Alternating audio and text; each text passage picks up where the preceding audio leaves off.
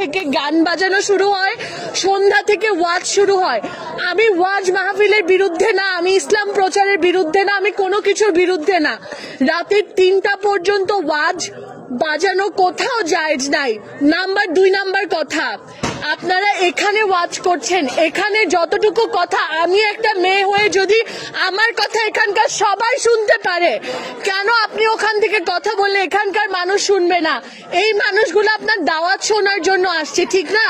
কিন্তু এই যে মানুষগুলো, এখানকার শিক্ষার্থীরা, এই যে মাইক বাজানো হচ্ছে, এখানে একটা মাইক দেয়া, কিন্তু আমার বাসার সামনে আরো একটা মাইক দেয়া, যেটার কিন্তু কোনো প্রয়োজন নাই।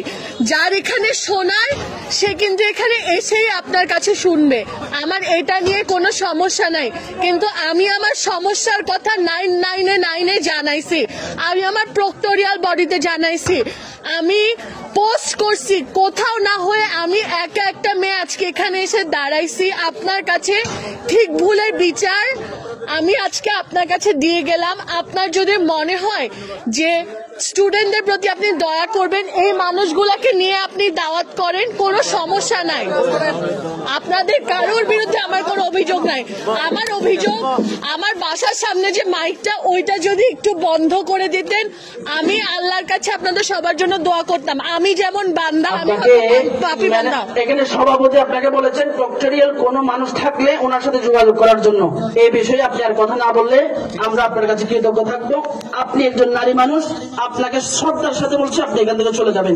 এখানে সবাই পুরুষ মানুষ, যদি কোনো অভিযোগ থাকে ওনার সভাপতির সাথে কথা বলার জন্য। অনেক ছেলে স্টুডেন্ট আছে যাদের অসুবিধা হয়। ঠিক আছে।